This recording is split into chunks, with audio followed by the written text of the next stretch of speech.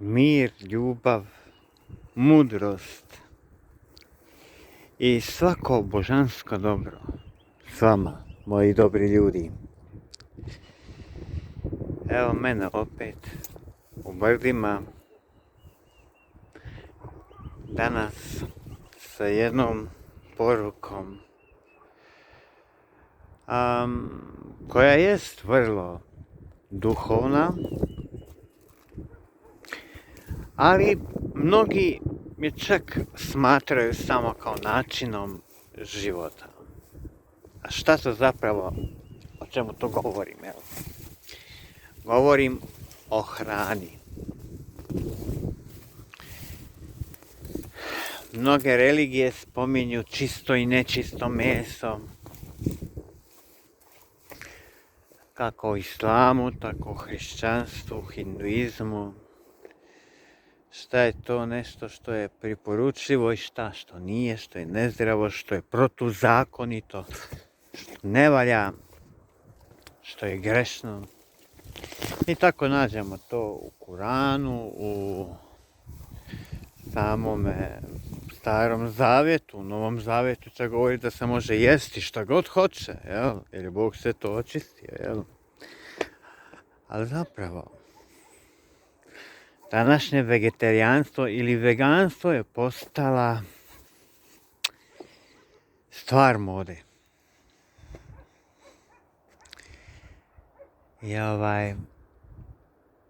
Ili stvar posta. Što zapravo vegetarijanstvo znači prehranjivanje sa prirodnim ekološkim biljkama i dakle mogućnost u toj ishrani također jeste i kokošija ili ostala jaja, med, mlijeko i mliječni proizvodi. A veganstvo je bez svega toga, samo dakle biljno. I onda nam je poznato da imamo prijesno, dakle nekuvano i nepečeno veganstvo, dakle gdje se hrana ne kuha i ne peče. Onda imamo i veganstvo gdje se dakle peku prehrambeni proizvodi, dakle biljnog proizvoda. Vidim, jako je zanimljiv kamen. Jako zanimljiv nam da se to vidi na kameri, jako lijepo mjesto za susret sa Bogom, za meditaciju, kontemplaciju, tihovanje, kako želite. Dakle,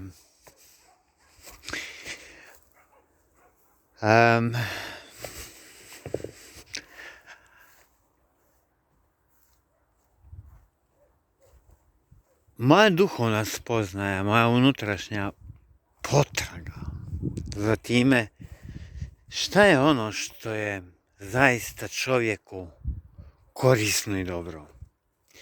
Kako čovjeka ta ishrana, jel, može približiti unutrašnjem istinskom Bogu čovjeku, ja jesam, dakle, samome Bogu, Ocu, Majci.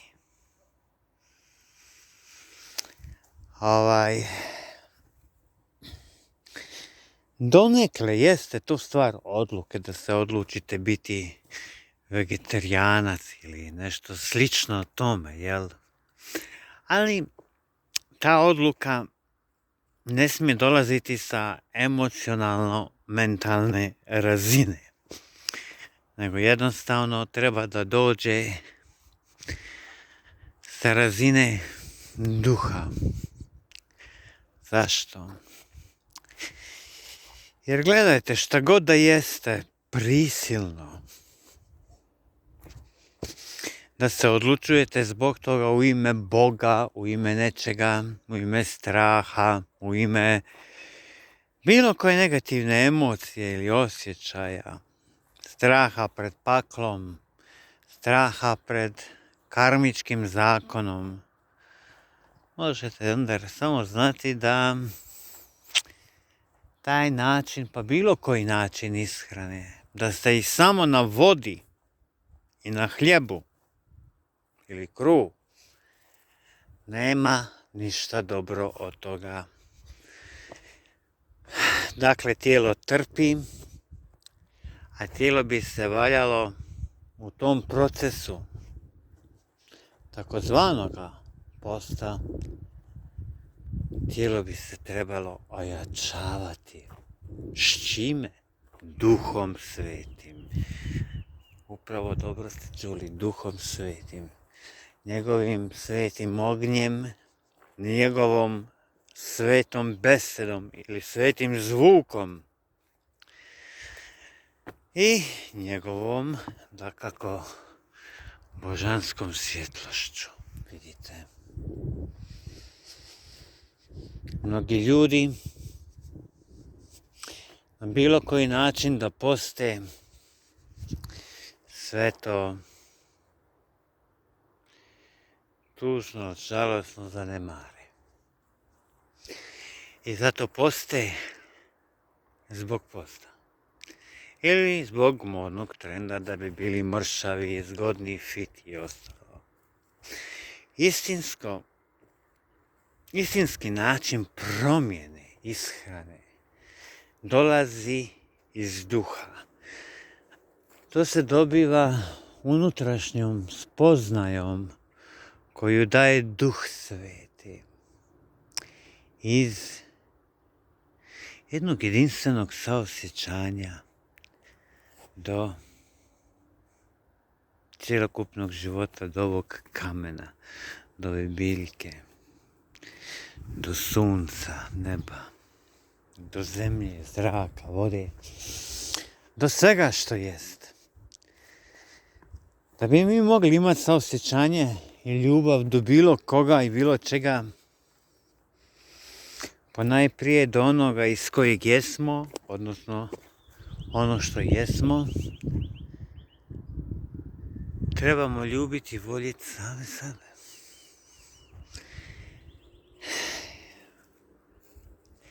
Iz te unutrašnje ljubavi koja je nesebična, bezuvjetna, dolazi do tog dubokog saosjećanja da jednostavno više ne možeš da jedeš meso. Da jedeš bilo što je životinjskog porijekla. Jer osjećaš i vidiš kako te to sputava na tvom duhovnom samorazvoju. Kako te to odstranjuje od istinskoga sebe, od istinskog Boga čovjeka. Dobivaš unutrašnju sliku, osjećaj, uvid, spoznaju. Da to prehranjivanje sa hranom životinjskog porijekla u biti sa tom hranom blokira samog sebe. Možeš moliti dan i noć, klečat, postit, radit što god hoćeš. Ali nema uspjeha, nema ga. Jer ste kočnica samim sebi. Ogromna kočnica. I zato treba doći iznutra to. I kada dođe iznutra, taj osjećaj, ta spoznaja, uvid, vi nemate nikakve krize. Nema krize. Jednostavno prestanite jesti jer volite sebe, jer volite i ljubite svakoga i sve. I na biljke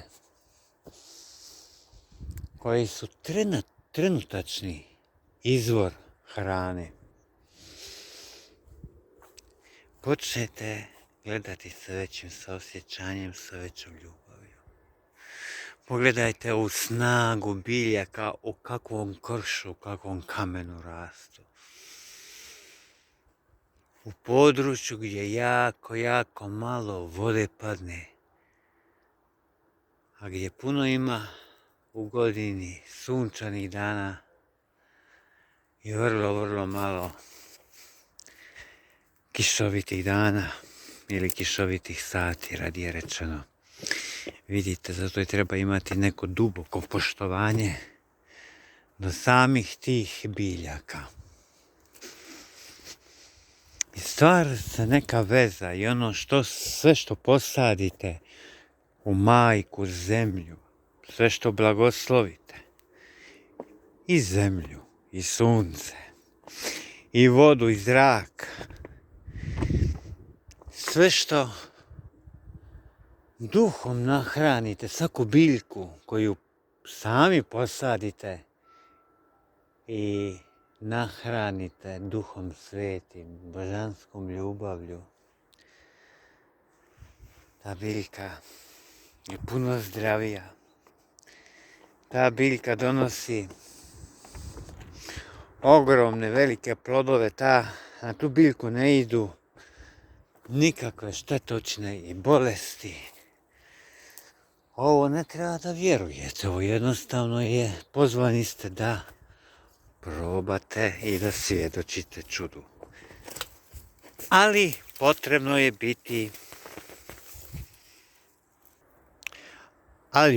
je biti ne mesojedac. Dakle, sa dubokim poštovanjem, sa dubokom ljubavlju, uzgajati sam svoje biljke i hraniti se njima sa jednom dubokom zahvalnošću i dubokim saosjećanjem. Vaše tijelo će se iscijeliti, ozdraviti, postaćete laki, veoma laki, čak fizički, ne samo duhovno laki, nego i fizički laki. Vaše duhovno, mentalno, emocionalno oslobađanje, preporađanje će se dešavati brže, lakše, spontanije, bar se čini spontano.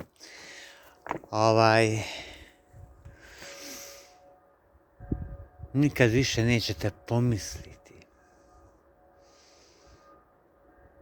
da bi od svog tijela koji je hram Božji pravili grobnicu za našu braću i sestre životinjskoj vrsti. Vidite, ljudi moji,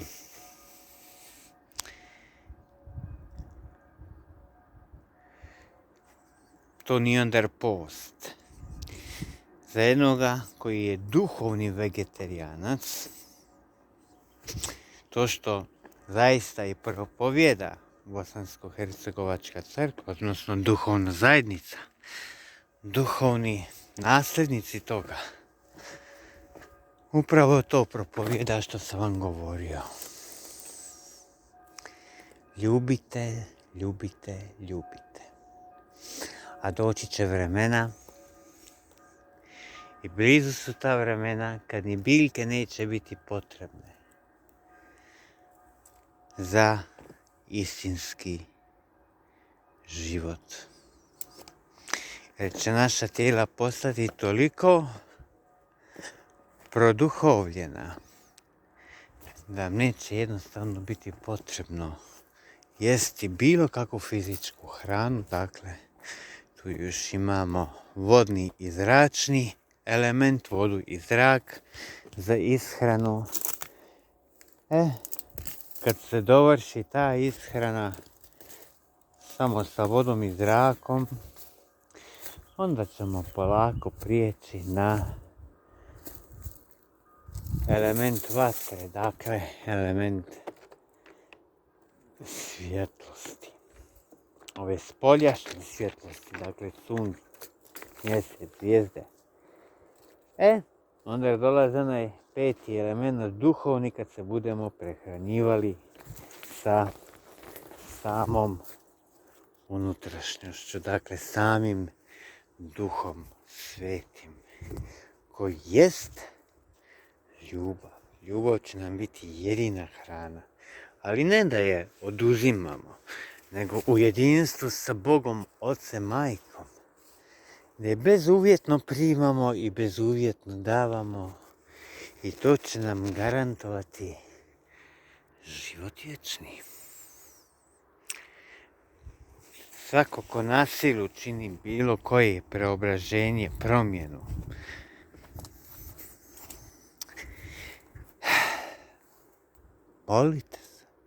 molite se i bit će vam dano, tražite i otvorit će vam se, kucajte, otvorit će vam se i molite da će vam se. Dakle, nikome ne bi preporučio da išta na silu čini povodom toga.